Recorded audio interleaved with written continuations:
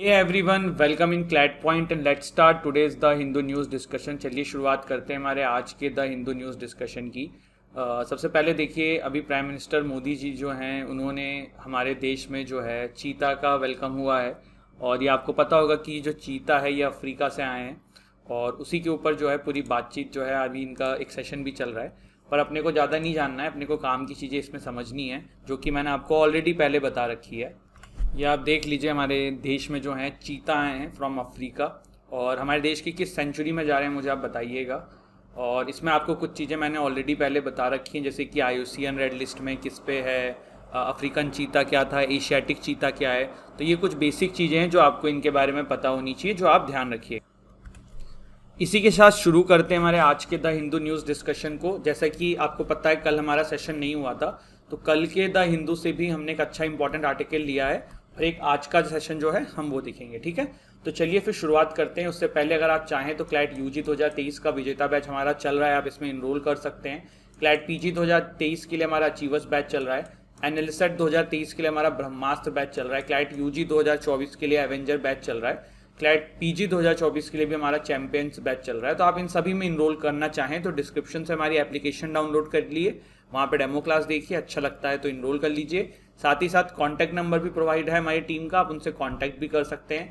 आप चाहें तो क्लैट पॉइंट का मैजिक बॉक्स भी परचेस कर सकते हैं, जिसमें कि आपको 7 बुक्स प्लस 50+ मॉक्स का जो है एक्सेस हमारे ऑनलाइन पोर्टल पे मिलेगा। बुक्स जो हैं ये फिजिकल एड्रेस पे आपके डिलीवर होंगी। इसके अलावा CLAT AILET, CLAT PG, एनालिसेट, DU LLB इनके मॉक्स भी आप हमसे ले सकते हैं। फिर चलिए शुरू करते हैं। कल देखिए 16 सितंबर था और कल एक बहुत अच्छा आर्टिकल आपके एग्जाम के पर्सपेक्टिव से आया था, parliamentary business and an essential pit stop.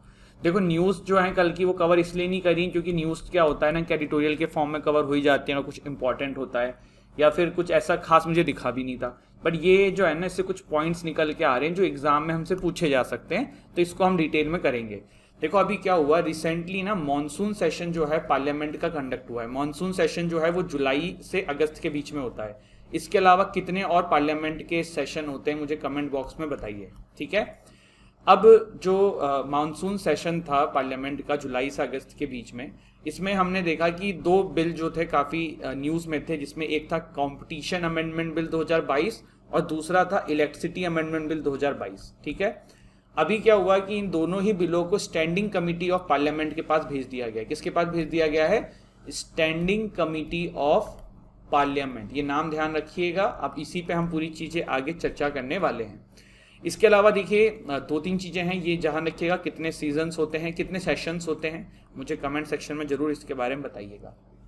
तो देखिए जो पार्लियामेंट्री सिस्टम ऑफ गवर्नमेंट होता है, इसमें 2 तरीके से चीज़ें वर्क करती हैं। There are 2 executives. एक होते हैं नॉमिनल एग्जीक्यूटिव जो कि हेड ऑफ द स्टेट होते हैं, जैसे कि प्रेसिडेंट हमारे देश के क्या हैं, he is a nominal executive. जो रियल एग्जीक्यूटिव हैं वो प्राइम मिनिस्टर जी हैं, जिनके अंडर में सारी गवर्नमेंट चलती है। इस सिस्टम के अंदर जो है प्रेसिडेंट जो है एक सेरिमोनियल टाइप से फंक्शन जो है वो अदा करते हैं। बाकी प्राइम मिनिस्टर जो है अलॉन्ग विद द कैबिनेट्स, इनके पास ज़्यादा पावर्स होती है और पूरी जो सत्ता है या फिर आप गवर्नमेंट है, आप कह सकते हो कि प्राइम मिनिस्टर और कैबिनेट जो है वो चलाती है। कॉन्स्टिट्यूशन ऑफ इंडिया जो है ये पार्लियामेंट्री फॉर्म ऑफ गवर्नमेंट की बात करता है, both centre as well as state के अंदर। आर्टिकल 74 एंड 75 जो है वो आपका डील करता है पार्लियामेंट्री सिस्टम ऑफ गवर्नमेंट से, जो कि यूनियन लेवल पे। एंड आर्टिकल 160 एंड 164 जो है वो इसी चीज़ के बारे में बात करता है इन द स्टेट। एग्जीक्यूटिव जो होते हैं वो रिस्पॉन्सिबल होते हैं लेजिस्लेचर के लिए फॉर उनकी पॉलिसीज या जो भी एक्ट्स और चीज़ें जो हैं हमारे देश में आ रही हैं। पार्लियामेंट्री कुछ फंक्शन का डाटा है हमारे देश का, वो हम देख लेते हैं। Functioning of the monsoon session of parliament अगर आप देखो तो उस समय लोकसभा की प्रोडक्टिविटी जो है वो 47% होती है और राज्यसभा की प्रोडक्टिविटी जो है वो 42% निकली है। 24 department related parliamentary standing committees को जो है चीज़ें भेजी गई हैं, जिसमें compromising members of the parliament of the both Lok Sabha and Rajya Sabha को अगर आप देखो तो 2:1 का होता है, कि मतलब लोकसभा से ज़्यादा बंदे होते हैं, राज्यसभा से कम बंदे होते हैं। अभी तक DRSC जो हमारी ये department related parliamentary standing committee है, इसको कितने बिल रेफर हुए हैं, कितने प्रतिशत हुए हैं, तो जो 14th था आपका लोकसभा का टेन्योर 2004 से 9 के बीच में, उसमें 60%, 15th जो 2009 से 14 के बीच में था इसमें 71%, 16th जो था उसमें 27%। ठीक है, तो ये देखने को मिला है कि प्रेजेंट गवर्नमेंट के अंडर में इस स्टैंडिंग कमेटी को बिल जो है रिफर कम किए गए हैं। देखो एक चीज और है, आज सेशन जो स्टूडियो से नहीं लिया है, मंडे से जो आपका हिंदू सेशन होगा वो स्टूडियो से होगा, लेकिन सेशन पूरा है, बहुत अच्छे से कुछ टॉपिक्स यहाँ पे इंक्लूड किए गए हैं। पार्लियामेंट्री कमिटीज करती क्या हैं, तो देखिए ये एग्जामिन करती हैं various legislations refer to it. दूसरा, the budget proposal of different ministries, policy thinking on the vision mission, future direction of ministries concern. ठीक है, अब कोई बिल जो है वो अगर पार्लियामेंट्री कमेटी को रिफर होता है तो पहले देखो समझ लेते हैं, फिर थ्योरेटिकल तो हम समझ लेंगे।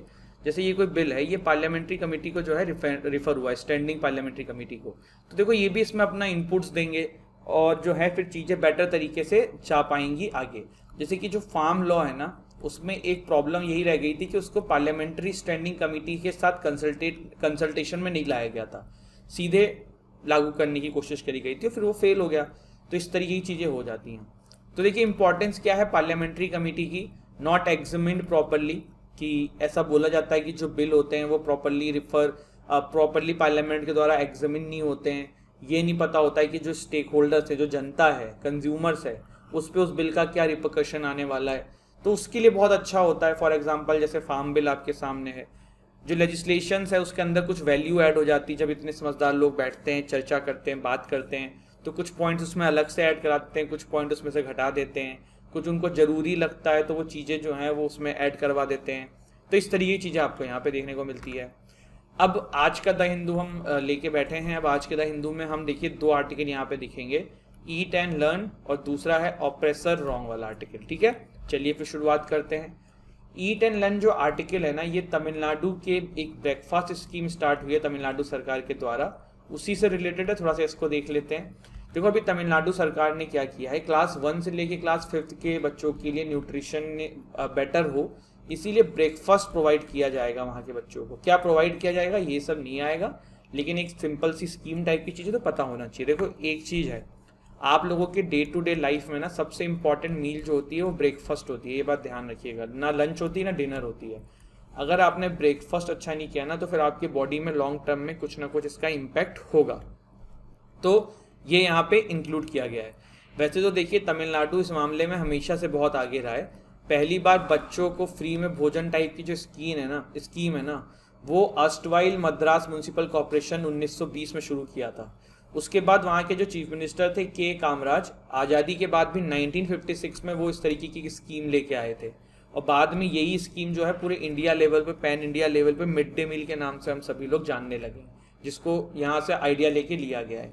इसके बाद आज के पेपर में ग्राउंड जीरो के अंदर जो है वो चाइना से रिलेटेड एक आर्टिकल आया हुआ है। तो चाइना से रिलेटेड क्या आर्टिकल आया हुआ है, ग्राउंड जीरो जो है उस पर आर्टिकल आया हुआ है चाइना की जीरो कोविड पॉलिसी के बारे में। देखो चाइना की जीरो कोविड पॉलिसी के बारे में हम सभी ने सुना है कि क्या है, मैंने आपको ऑलरेडी पहले बहुत कुछ एक्सप्लेन किया हुआ है। बेसिकली ये कि कहीं पे भी 1-2 अगर केस निकल जाते हैं तो पूरे पूरे शहर को लॉक करवा देते हैं, दुकानें लॉक करवा देते हैं और लोगों को ओपन नहीं कर रहे हैं। तो इस आर्टिकल में बेसिकली इसको क्रिटिसाइज़ किया गया है। यहाँ पे ये भी कहा गया है कि अगर आज की डेट में चाइना जो है अगर पब्लिक के लिए चीज़ों को अचानक से ओपन कर दे तो फिर वहाँ पे जो है ना हेल्थ क्राइसिस आ जाएगी, क्योंकि उस लेवल पे चाइना ने अभी चीज़ें फेस ही नहीं करी, क्योंकि वो जीरो कोविड पॉलिसी के चक्कर में चीज़ों को कंट्रोल कर ले जा रहे थे। लेकिन इसका लॉन्ग टर्म में क्या इम्पैक्ट पड़ रहा है, जो जनता है ना वो वहाँ पे बहुत परेशान हो चुकी है। आप एक बात समझो, कोई शहर है, वहाँ पे कुछ केस निकले, पूरा शहर लॉक कर दिया गया, तो पूरे शहर की अर्थव्यवस्था एक तो नुकसान में जा रही है। जो जनता है उनका बिजनेस, उनका जो भी रोजी रोटी का सामान होगा वो अरेंज कर पा रहे होंगे, बाहर नहीं जा पा रहे हैं, इस तरीके की चीज़ें हैं, और फिर फोर्सफुली उनको रोका जा रहा है। अब चाइना की जीरो कोविड पॉलिसी जो है ये किसका ब्रेन चाइल्ड था, ये वहाँ के जो हेड हैं जी जिनपिंग साहब, इनका ब्रेन चाइल्ड था। अब इन्होंने कोई चीज़ प्रपोज करी थी तो ये कैसे कह दें कि मेरी जो प्रपोजल था ये ख़राब था, इसीलिए जीरो कोविड पॉलिसी को वापस भी नहीं लिया जा रहा है। और अभी एक और चीज़ है कि जो कम्युनिस्ट पार्टी है चाइना की, वहाँ पे अपना नया हेड चुनना है, प्रोबेबली इन्हीं को वापस से चुन लिया जाएगा अगले टेन्योर के लिए, लेकिन अभी वहाँ पे इलेक्शन टाइप से चीज़ें होनी है। तो उसमें अब ये है कि जी जिनपिंग साहब अपने ऊपर क्रिटिसिज्म कैसे ले लें कि यार मैं जो है सक्षम नहीं हूँ या मैंने कोई फैसला लिया वो सही नहीं लिया। तो ये वाली प्रॉब्लम है जिसकी वजह से चाइना की जीरो कोविड पॉलिसी जो है वो काफ़ी क्रिटिसाइज भी होती है, उसके बावजूद भी वहाँ की सरकार जो है इसको वापस नहीं ले रही है। अगला आर्टिकल जो है ना वो है द ऑपरेसर्स रॉन्ग। ये गाइस आर्टिकल आया हुआ है तमिलनाडु से रिलेटेड। हुआ क्या है देखो, ये एक यूट्यूबर हैं और इनका नाम जो है आई थिंक मुझे भी नाम याद आ नहीं रहा है, हाँ सवकू। इनके ऊपर ना सुमोटो कॉग्निजेंस लिया है मद्रास हाई कोर्ट ने और इनको कंटेम्प्ट के लिए दोषी भी पाया गया है। देखो इन्होंने ना क्या किया था, ये हमेशा से जुडिशरी के ऊपर काफ़ी कुछ बोलते थे, तो इन्होंने एक जस्टिस स्वामीनाथन है उनके ऊपर बहुत पहले भी एक ट्वीट कर रखा है। अभी क्या हुआ, इन्होंने पूरी जुडिशरी के ऊपर ट्वीट कर दिया कि ज़्यादा जो है वहाँ पे ब्राह्मण्स हैं, कुछ इस तरीके की बातें कही हैं। और ये इसमें यहाँ पे लिखा हुआ है, मैंने ज़्यादा डिटेल में मैंने तो सुना नहीं था कि क्या बोला है, ना ही मैंने इनकी कोई वीडियो फॉलो करी है, बट ये जो यहाँ पे लिखा है मैं उसी के तर्ज पे आपको बता रहा हूँ। तो इनके ऊपर ना फिर सुमोटो कॉग्निजेंस लिया गया है। ऐसे ही ना एक समय प्रशांत करके प्रशांत तिवारी क्या नाम है, फिर दिमाग स्लिप हो रहा है, व्हाट इज प्रशांत, नाम याद नहीं आ रहा है यार, क्या नाम है उनका, जो अपने दिल्ली में लॉयर थे जिनके ऊपर सुमोटो कॉग्निजेंस लिया था, ₹1 का फाइन लगाया गया था, बताना मुझे कमेंट सेक्शन में, दिमाग नाम स्लिप हो रहा है बिल्कुल। तो पहले कंटेम्प्ट ऑफ कोर्ट होता क्या है वो देखते हैं। देखिए it is the power of the court और मैजेस्टी एंड की वो जो है चीज़ों को रेगुलेट कर सकें कि उनको जब ऐसा लगे कि कोई भी चीज़ उनके रेस्पेक्ट पे या फिर उनके ऊपर कोई भी चीज़ बोली जा रही है, तो this is the power of court to protect its own majesty and respect. ये कंटेम्प्ट ऑफ कोर्ट एक्ट 1971 के थ्रू रेगुलेट होता है।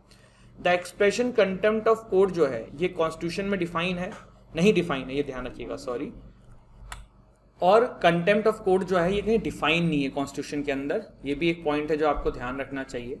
आर्टिकल 129 जो हमारे कॉन्स्टिट्यूशन का है वो ये कहता है कि constitution confirm on the supreme court the power to punish contempt of itself. Article 215 conferred है corresponding power on the high court. मतलब देखो पावर डायरेक्ट दी हुई है लेकिन डेफिनेशन या फिर क्या होता है कंटेम्प्ट ऑफ कोर्ट ना, ये कहीं कॉन्स्टिट्यूशन में डिफाइन नहीं है। The contempt of court act 1971 जो है ये 2 टाइप के कंटेम्प्ट प्रोसीडिंग की बात करता है, one is civil another is criminal contempt. Civil contempt जो है ये तब होता है जब कोई आदेश दिया है कोर्ट ने किसी पर्टिकुलर इंसान को कि भाई ये चीज़ें करो, या किसी गवर्नमेंट अथॉरिटी को ये चीज़ करो, और वो फिर उस अथॉरिटी का पालन नहीं कर रहे हैं, उस आदेश का पालन नहीं कर रहे हैं, तो ये सिविल डिसओबीडियंस हो गया उनके आदेश का, और ये सिविल कंटेम्प्ट होता है।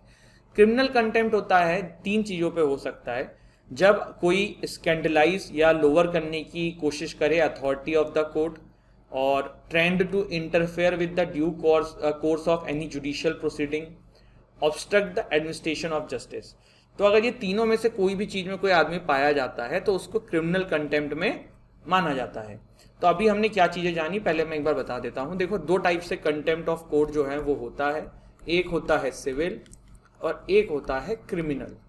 सिविल मतलब जब कोर्ट का आदेश ना माना जाए, कोर्ट मतलब हाई कोर्ट और सुप्रीम कोर्ट, क्रिमिनल मतलब कि आपने कोर्ट की जो रेस्पेक्ट है या कुछ भी कम करने की कोशिश करी हो। मैंने आपको बहुत लेमन लैंग्वेज में समझाया है। कंटेम्प्ट ऑफ कोर्ट एक्ट 1971 के थ्रू ये रेगुलेट होता है। क्वेश्चन एग्जाम में आने की उम्मीदें हैं, आप गलत ना करिएगा। आर्टिकल 129 जो है वो सुप्रीम कोर्ट को पावर देता है, आर्टिकल 215 जो है वो हाई कोर्ट को पावर देता है। अभी इसमें देखो प्रशांत किशोर या Prashant Tiwari something he is very famous lawyer यार, पता नहीं कैसे नाम निकल रहा है। सुप्रीम कोर्ट ने बोबडे साहब के ऊपर शायद आई थिंक उस समय उन्होंने कुछ बोला था, तो ₹1 का फाइन फिर इनके ऊपर लगाया था। क्रिमिनल प्रोसीडिंग ही चल रही थी, तो लास्ट ईयर भी ये काफी न्यूज में रहा था कंटेम्प्ट ऑफ कोर्ट। तो एक इंपॉर्टेंट पॉइंट है, ध्यान रखिएगा। मुझे कमेंट सेक्शन में इनका नाम बताइएगा यार, वरना रिकॉर्डिंग के बाद तो मैं तो सर्च करूंगा ही। देखो इसके कुछ क्रिटिसिज्म भी होता है। क्रिटिसिज्म ये होता है कि सेक्शन 5 ऑफ द जो एक्ट है आपका कंटेम्प्ट ऑफ कोर्ट एक्ट, वो कहता है कि फेयर क्रिटिसिज्म या फेयर कमेंट जो है ना वो जायज है, वो ठीक है। लेकिन अब क्वेश्चन क्या है ना कि ये फेयर है क्या, ये कहीं नहीं डिफाइन है। तो फिर इसको अपने तरीके से मैनिपुलेट किया जा सकता है कि भाई ये फेयर था, ये फेयर नहीं है, ये फेयर है, ये नहीं है। इसके अलावा देखिए जो आर्टिकल 19 है कॉन्स्टिट्यूशन का, वो आपको freedom of speech and expression देता है, पर यहाँ पे तो freedom of speech and expression का कर्टेल किया जा रहा है, तो ये भी एक प्रॉब्लम है। तो ये सब क्रिटिसिज्म भी कुछ होता है, ठीक है। तो यहाँ पे ये चीज देखी। अभी देखो ये एडिटोरियल में क्या हुआ है, एडिटोरियल में ये कहा गया है कि इनके ऊपर देखिए इन्होंने as a judiciary at a large के ऊपर कमेंट किया था कि इसमें जो है दलित लोग जो हैं जुडिशरी के अंदर उनका रिप्रेजेंटेशन कम है, ब्राह्मण्स ज्यादा हैं, कुछ इस तरीके कमेंट किया था। उसके बाद ये मैटर ना पूरा एज ए जुडिशियल बॉडी के अगेंस्ट में था, जो आपके चेन्नई की थी, चेन्नई हाई कोर्ट की, मद्रास हाई कोर्ट की। लेकिन ये केस जो है ना ये जस्टिस स्वामीनाथन के पास गया, जो राइटर क्रिटिसाइज कर रहे हैं कि ऐसा नहीं होना चाहिए था, क्योंकि इन्होंने ऑलरेडी उनके बारे में पहले भी कुछ ट्वीट किया हुआ है, कुछ इस तरीके की बातें इस आर्टिकल में लिखी जो कि अपने एग्जाम के पर्सपेक्टिव से इंपॉर्टेंट नहीं है। अपने एग्जाम के पर्सपेक्टिव से 2-3 चीजें इंपॉर्टेंट थी जो मैंने आपको बताया। कंटेम्प्ट ऑफ कोर्ट एक्ट 1971 के थ्रू रेगुलेट होता है। आर्टिकल 129 आपका सुप्रीम कोर्ट में पावर देता है। आर्टिकल 215 हाई कोर्ट में पावर देता है। 2 टाइप से क्रिमिनल प्रोसीडिंग 2 टाइप से कंटेम्प्ट होते हैं, one is civil, another is criminal. Civil contempt का मतलब होता है आप जब विलफुल डिसोबीडियंस करो किसी जजमेंट का कोर्ट के। क्रिमिनल कंटेम्प्ट का मतलब होता है कि आप कोर्ट की अथॉरिटी, कोर्ट को अपमानित करने की कोशिश करो, इस तरीके की चीजें हैं। और सेक्शन 5 जो है वो फेयर क्रिटिसिज्म को अलाउ करता है, लेकिन फेयर क्रिटिसिज्म क्या होता है, ये एक एम्बिगुअस प्रोस्पेक्टस है, तो वो वाली चीज यहाँ पे हमने जानी। इसके बाद देखिए at SCO meet Modi and Sharif spar over transit trade access. तो देखो SCO अभी मीट हो रही है उज्बेकिस्तान में और बहुत सारे पॉइंट्स यहाँ से निकलेंगे, लेकिन कोई अच्छा एडिटोरियल आएगा ना तो सारे एस्पेक्ट डिस्कस करेंगे। जैसे ये तो पाकिस्तान का है, फिर चाइना से रिलेटेड कोई पॉइंट आएगा, रशिया से रिलेटेड बहुत सारी न्यूज आएंगी, तो इनको ना मर्ज करके एक साथ देखेंगे, आप भी परेशान नहीं होना है, ठीक है। तो वो वाली चीज है। 3 killed every day in road crashes, तो ये दिल्ली का एक आंकड़ा है, इससे पहले भी हमने किस तरीके का आंकड़ा देखा था। तो गाइज ये था हमारा session. Contempt of court is a important point, ये मिस नहीं करिएगा, एक इम्पॉर्टेंट एस्पेक्ट आपके एग्जाम के पर्सपेक्टिव से हो सकता है। बाकी इन सभी कोर्सेज में आप चाहें तो गाइज एनरोल कर सकते हैं। डिस्क्रिप्शन में हमारा एप्लीकेशन का लिंक है जहाँ से आप डाउनलोड कर सकते हैं, वहाँ पे डेमो क्लास देख सकते हैं। हमारा कॉन्टैक्ट नंबर भी है, आप कॉन्टैक्ट भी हमें कर सकते हैं। Thank you so much guys, हंसते रहिए, मुस्कुराते रहिए, पढ़ाई करते रहिए। जय हिंद, जय भारत।